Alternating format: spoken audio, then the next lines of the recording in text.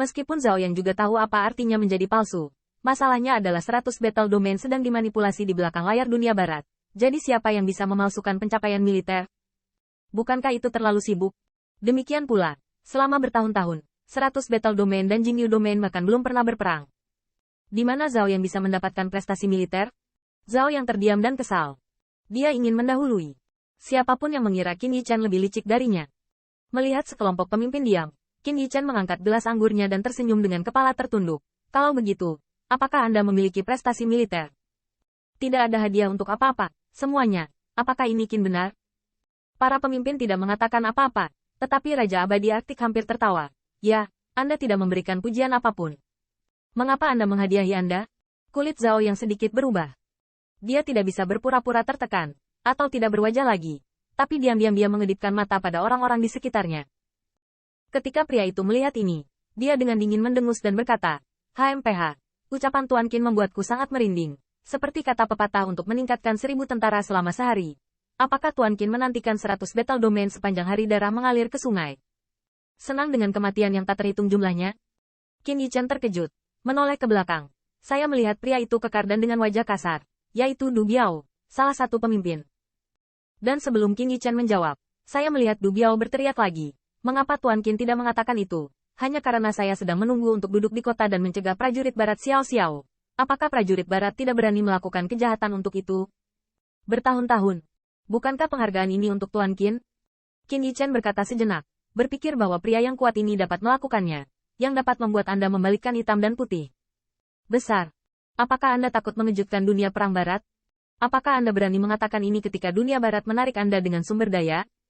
Tapi Zhao yang dimarahi. Du Biao, jangan kasar. Qin Yichan dapat melihatnya. Ini adalah wajah putih dan wajah merah. Meski begitu, Qin Yichan masih tersenyum. Komandan Du benar. Tapi sekarang tuanku akan datang. Belum lagi Qin ini ada di sini untuk menebusmu atas nama yang mulia. 3 kata dan 2 kata membalikkan topik.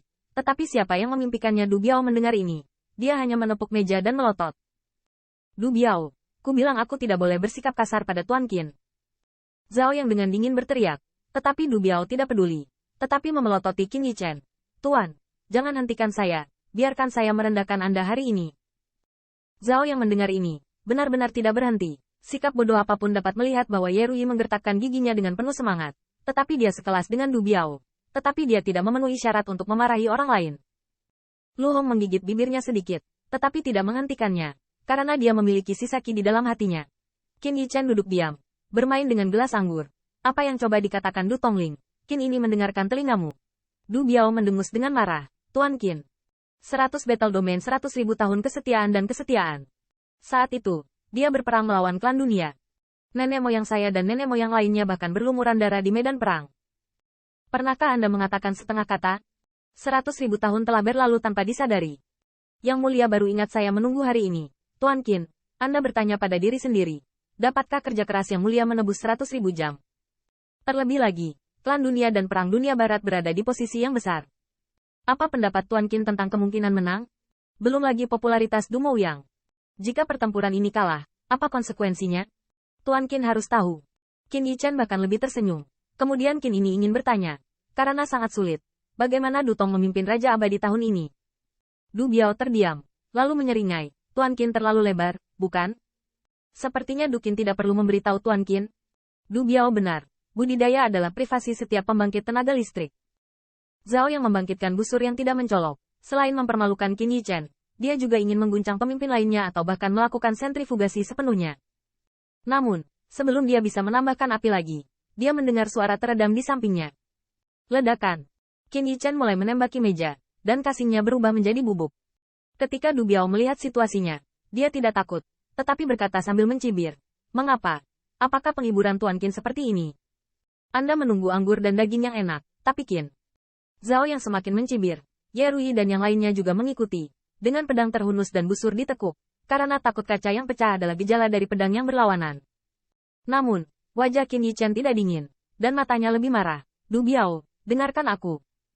Kamu mengatakan bahwa kerja keras ribuan tahun. Qin ini ingin bertanya kepadamu. Bagaimana dengan Tuan Kota Jinrong dan Kota Liutian?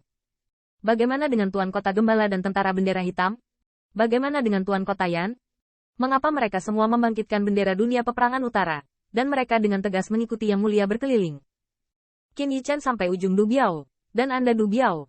Terlepas dari kerja keras sesama warga Korea Utara, jangan meminta Yang Mulia untuk mengkhawatirkan gambaran besarnya. Saat bertemu, mereka mengatakan betapa sulitnya mereka dan meminta kompensasi. Ini benar-benar model bagi pemimpin Korea Utara. Apa? Wajah Du Biao suram dan tidak pasti. Bahkan Zhao yang menghancurkan gelas anggur di tangannya. Dan Qin Yichen masih marah. Selain itu, Qin ini hanya tahu bahwa Yang Mulia membunuh surga abadi sebagai pengorbanan. Berani berhenti. Tuan Kota Jinrong dan saudara laki-laki Qin ini, bahkan menghadapi pengakuan Jieming, tidak tahu cara menarik dua karakter. Mereka bahkan berperang melawan penjaga darah elit suku Jie. Bahkan rekan-rekan saya di Dao Alkimia Dunia Perang Utara tidak pernah merosot dan menyerah. Dunia Perang Selatan dan partainya, Qin ini.